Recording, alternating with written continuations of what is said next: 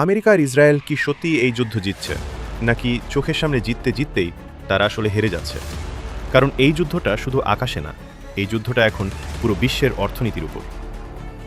উপরে আকাশে দেখলে মনে হবে সবকিছু পরিষ্কার। আমেরিকা আর ইসরায়েলের আধুনিক যুদ্ধবিমান, একের পর এক মিসাইল হামলা, টার্গেট ধ্বংস হচ্ছে, প্রতিরক্ষা দুর্বল হচ্ছে। এই জায়গায় দাঁড়িয়ে অনেকেই বলবে, হ্যাঁ, তারাই এগিয়ে।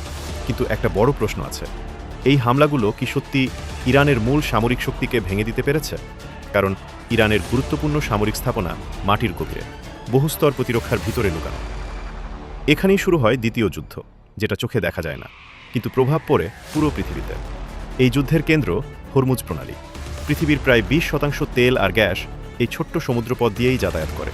এখন ভাবুন, এই পথে যদি ভয় তৈরি হয়, যদি নিরাপত্তা নিয়ে প্রশ্ন ওঠে, ইরান ঠিক সেটাই করেছে।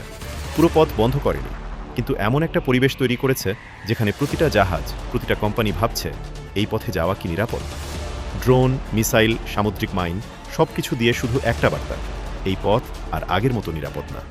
ফলাফল, জাহাজ কমে গেছে, তেলের সরবরাহ কমেছে, দাম বাড়তে শুরু করেছে। আর এই প্রভাব শুধু মধ্যপ্রাচ্যে না, পুরো বিশ্ব অর্থনীতিতে ধাক্কা লেগেছে। এখানেই খেলার মোড় ঘুরে যায়, কারণ বোমা দিয়ে শহর ধ্বংস করা যায়, কিন্তু ভূগোল বদলানো যায় না। এই যুদ্ধ এখন শুধু শক্তির না, এটা কৌশল, ভূগোল আর অর্থনীতির যুদ্ধ। আর প্রশ্নটা এখনও রয়ে গেছে, শেষ পর্যন্ত আসলেই কে জিতবে? সত্যের পক্ষে জনতার কণ্ঠ নিউজ।